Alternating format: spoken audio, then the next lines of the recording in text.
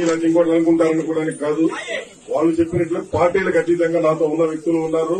అలాగే ఇక్కడ ఈ రోజు వైఎస్ఆర్ కాంగ్రెస్ పార్టీలో నిజంగా 2019 ఎన్నికల్లో వీళ్ళందరికీ న్యాయం జరిగిందని ప్రతి ఒక్కరూ ఆ రోజు మర్రి రాజశేఖర్ గారు మంత్రి అవుతారని, మరి అలాగే మేము కూడా అలాంటి సీనియర్ నాయకులు మాకున్నారు మంత్రి అవుతాడని, ఆయన అడుగుజాడలో మన నియోజకవర్గం బాగుంటుందని చెప్పేసి మేమందరం పనిచేశాం.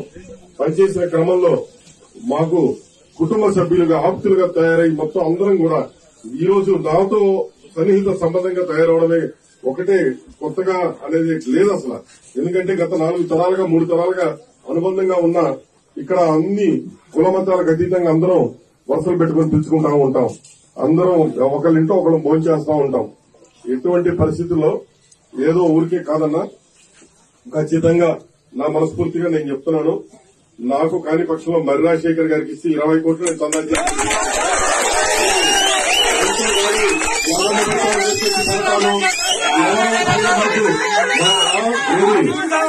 పైన సీఎం ఆఫీస్ కి పిలిచి ఎవరో 2-3 చెబితే వినడానికి అంత భయపడడానికి కాదు. నియోజకవర్గం ఈసారి ప్రతి ఒక్క కార్యకర్తని బాగా చూసుకోవాలి, బాగుండాలి. మన కార్యకర్తలు నాయకులమే తప్ప తెలుగుదేశం అనేది కేసులు పెట్టింది చూపించండి. ఈ 5 సంవత్సరాల్లో ఒక్కరు కూడా నేను ఓపెన్ గా చెప్తున్నా. మరి మా వైస్ చైర్మన్ కొలిశెట్టి శ్రీనివాసరావు అన్న గారు అందరూ 6.5 కోట్ల పైన తీసుకొని 3 కోట్లు ఇచ్చి 2.5 కోట్లు కొట్టి ఈ రోజు పోయి గుంటూరులో కూర్చుంది. కాదని ఆయన ద్వారా అడగండి. నాకు 6.5 కోట్లు ఇవ్వాలి. నేను ఇందాక సజ్జల దగ్గర అడిగితే ఆమె చిత్ర వదిలేయని సజ్జల్ని మార్చండి, పార్టీని బతికించండి.